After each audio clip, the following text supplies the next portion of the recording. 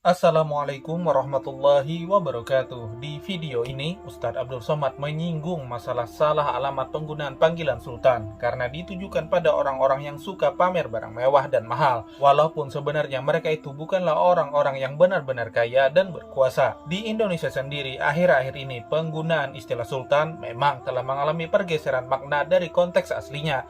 Secara historis, Sultan itu adalah gelar yang digunakan untuk raja monarki muslim yang berkuasa atas sebuah negara atau wilayah Islam.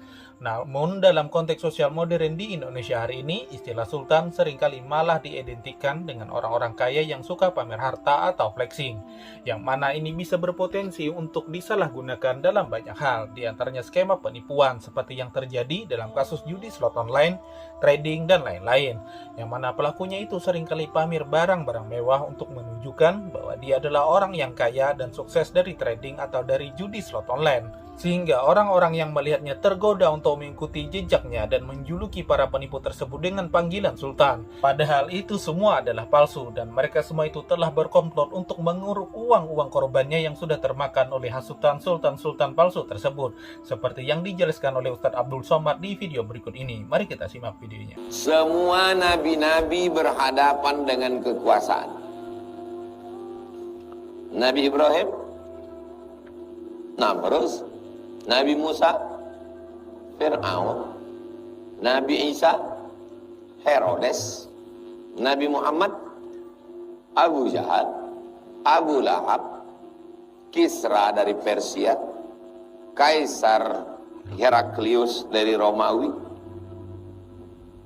Tidak ada nabi-nabi itu naik ke atas gunung bersembunyi di balik bukit, berzikir aja, tidak berhadapan dengan kekuasaan.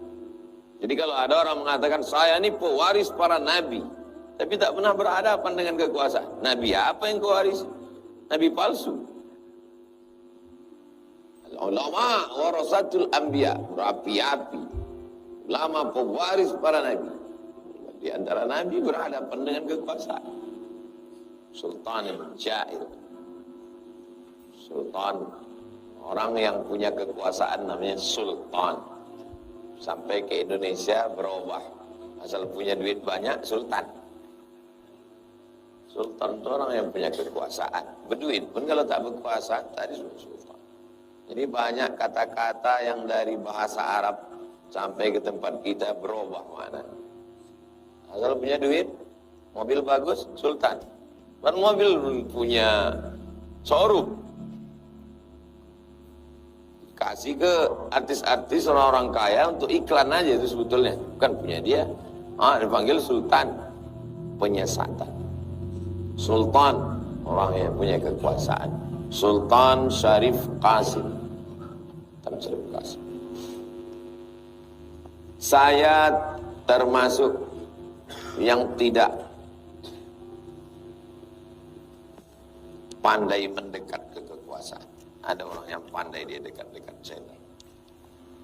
Karena saya bercakap tak bisa saya pilter, saya saring-saring. Takut saya pas ada itu kelepasan, saya silap, dia silap juga. Sama-sama silap.